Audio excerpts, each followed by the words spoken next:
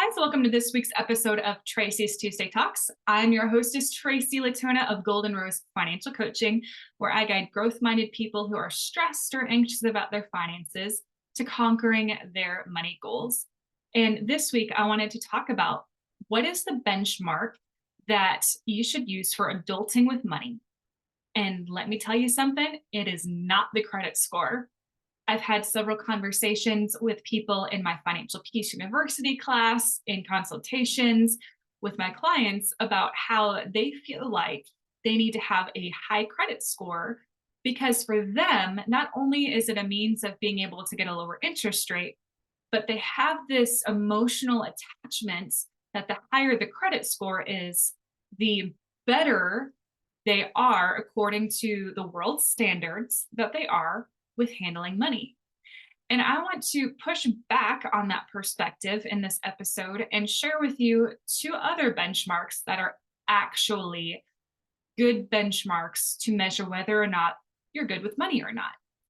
So, when it comes to the credit score, it's shoved down our throats by our society. You have to have a great credit score to be able to buy a house, to be able to get a car, to be able to rent an apartment. And that's just not true. Debt is a relatively new concept that came about in about the 50s or so, with credit cards and taking out loans as a means to, get the things that you don't have the money to buy currently. And before that, people would just save up money and pay cash for it. And when you think about your grandparents, your great great grandparents' generation, debt was actually frowned upon, and you were almost treated like a pariah almost like 100 years ago if you had debt. And the credit score, the thing that a lot of people measure their worthiness of handling money by, is actually an I love debt score. Think about it. What is it you have to do? You have to take out a credit card, which is borrowing money, which is debt. I don't care if you pay it off at the end of every month, you're still borrowing somebody else's money for a purchase. That is debt. You're using debt so that way you can pay it back, so you can raise your credit score, so that way you can get a better interest rate or take on more debt, so that way you can pay it back, so you can get a better credit score. And it's just this cycle of being under the thumb of banks and debt companies that are making you broke. That is not a benchmark that you should be comparing yourself to. I don't know about you guys, but I don't want to compare how I manage my money and have that be like the goal. I don't want that goal to come from somebody whose goal in life is to make money off of me and keep me broke and keep me in that cycle of, I have to have this thing to be able to survive. No, you don't. That's crap. And it is a lie.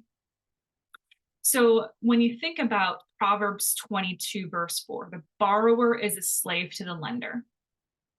Think about that. The borrower is a slave to the lender.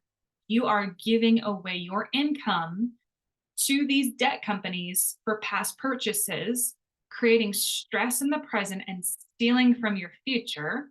Yeah, that's not cool, guys. That does not feel good. Why would anyone want to use that as a benchmark to say how well you're managing your finances? Instead, here are two ways to flip the switch on your mindset, and two things that are actual ways to measure how you're adulting with money or to use as a benchmark for how well you're managing finances. And the first one is this. The first one is your net worth. Your net worth is the sum of all of your assets. So anything that you could sell for cash or money that's already in the bank. So how much equity do you have in your house? How much equity do you have in your car? How much money do you have in your checking account, your savings account? How much do you have in retirement? The sum of everything that you own minus everything that you owe. So it's what you own minus what you owe. So if you have a house that's worth $200,000 and you owe $100,000 on it, that's $100,000 that goes in that asset line. So a good benchmark would be if you have a positive net worth, meaning that you own more in assets, you have more in the bank or in your house or in your car or in jewelry, whatever that looks like, and that's worth more than what you have in debt, a positive net worth is a good benchmark.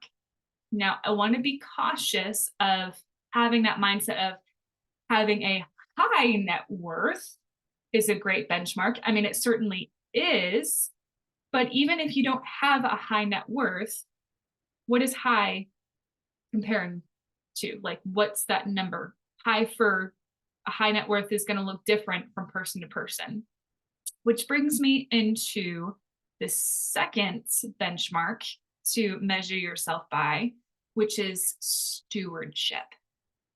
Stewardship is how well you manage your finances.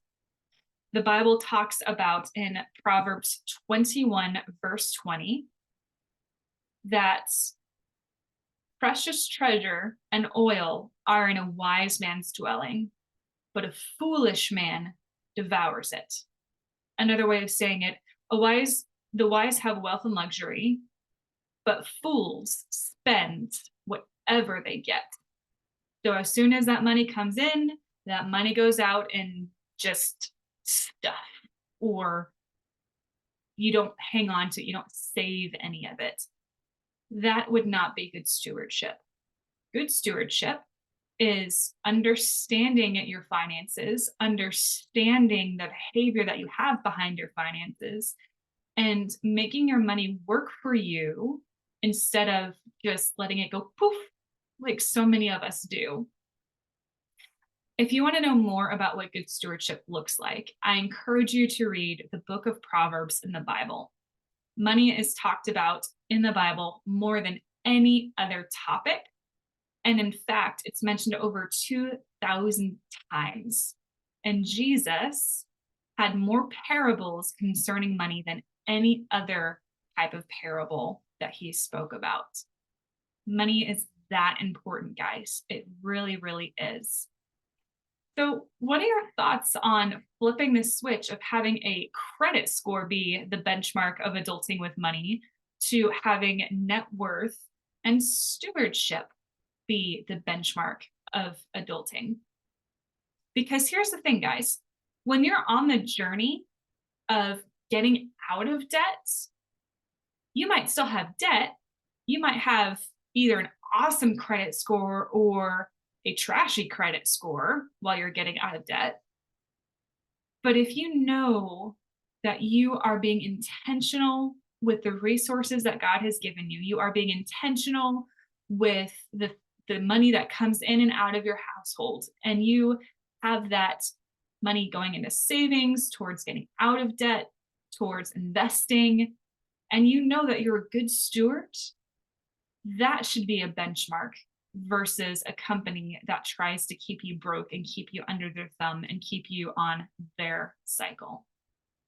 All right, guys, please like, share, and subscribe this video. I hope you found it helpful, and I hope that this got you thinking, because my goal is to help you go from where you are feeling stuck to where it is that you want to be in your finances. And mindset and habits and behavior with your finances have everything to do with that. All right, guys, thank you so much. I will see you soon. Have a blessed day.